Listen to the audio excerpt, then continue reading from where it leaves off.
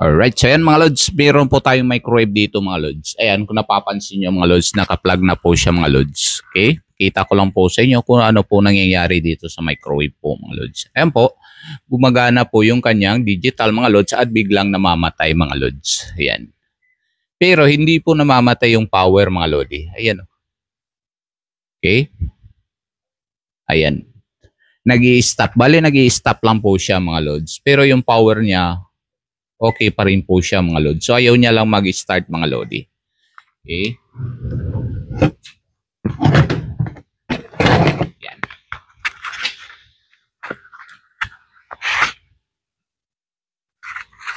Yan. Kung i-on ko po mga lods, ayan, start ko nga po pala mga lodi. Okay. Zero muna natin. Ayan, sa 1 minute mga lods. Yan gumagana po, pero yung kanyang blower mga lods, hindi po gumagana mga lods. Dapat gagana po yung kanyang blower. Okay? Ngayon, pakita ko po sa inyo mga lods kung ano po yung problema nito mga lods. Pag ganito po yung microwave po ninyo mga lodi. Okay?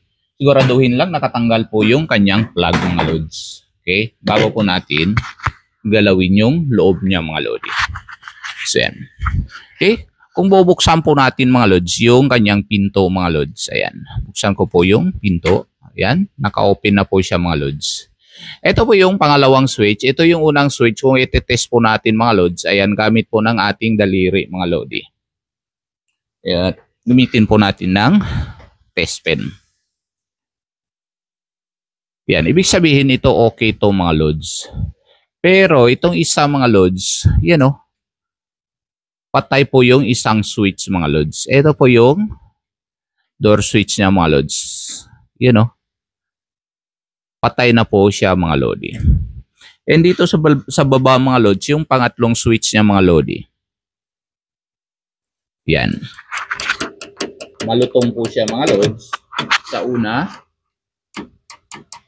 malutong. And dito, wala po siya mga lodi.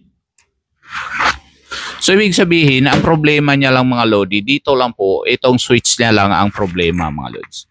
So, ang gagawin po natin mga lods, okay, para matanggal po natin yung switch, open lang po natin yung pinto, at ito po yung kanyang lock ng switch po mga lods. Okay, angat lang po natin ng konti yan mga lods, tapos sabay hila ng konti palabas yung switch. Yun o. So, yan, napapansin nyo, nakalubog na po yung kanyang button o kaya anong tawag nyo dito mga lods, trigger ba, ano ba, bahala na po kayo, total malaki na po kayo mga lods, kaya na pong bahala mag ano ng pangalan dito mga lods. Ayan, ito po yung isa mga lods, ito po ipapalit po natin. Ayan, nakaangat po yung pula mga lods, and ito po nakalubog po yan mga lods. Ngayon tatanggalin po natin to mga lodi.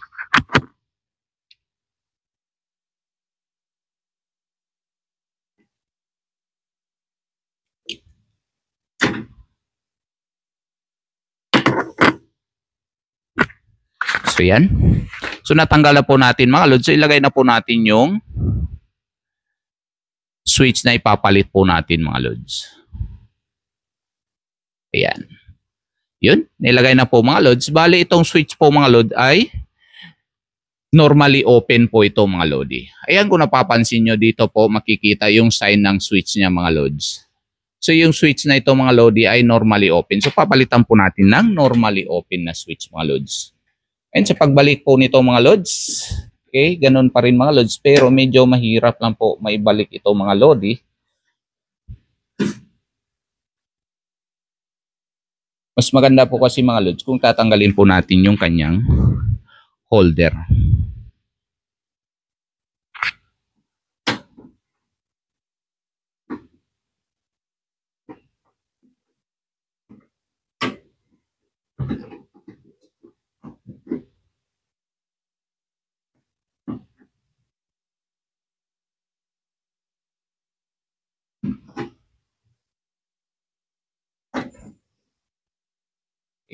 Gaya ng sinabi ko po mga lods, mahirap po maglagay ng switch na ito mga lods pag hindi po natin tinanggal yung kanyang holder mga lodi.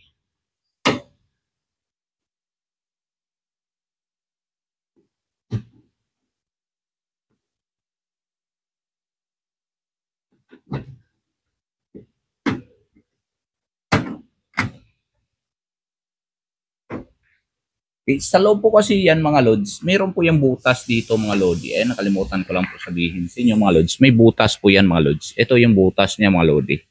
Diyan po nakapasok yung bali parang guide po ng switch po mga lods. Minsan po napuputol po yan mga lodi. Eh dito kasi mga lods, dahil marami na po kasi akong microwave dito mga lodi. So marami po kasi akong mga holder dito mga lods. So pag naputol po mga lods, mabilis lang po natin palitan to mga lodi.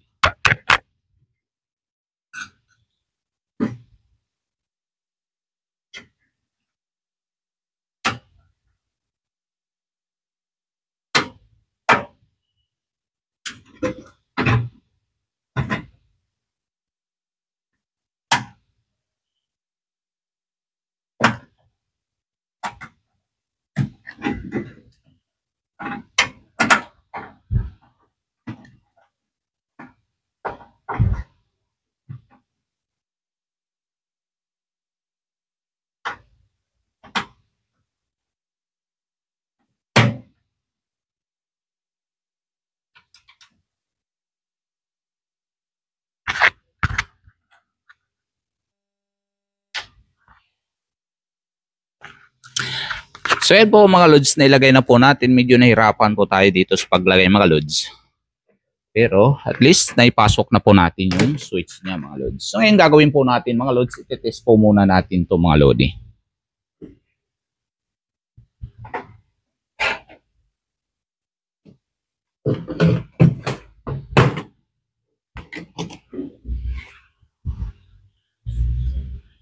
So yan. So yan, naka-plug na po siya mga lods. And subukan po natin sa 1 minute mga lodi. You know. So gumana na po yung kanyang blower mga lods.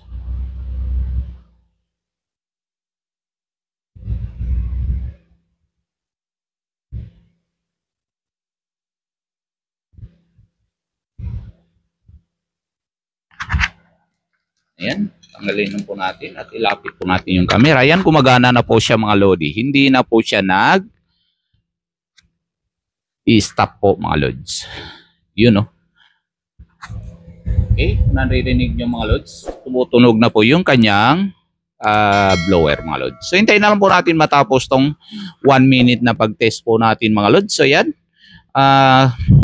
Hanggang sa muli po, maraming salamat. Stay safe, stay creative. God bless you all. Bye-bye.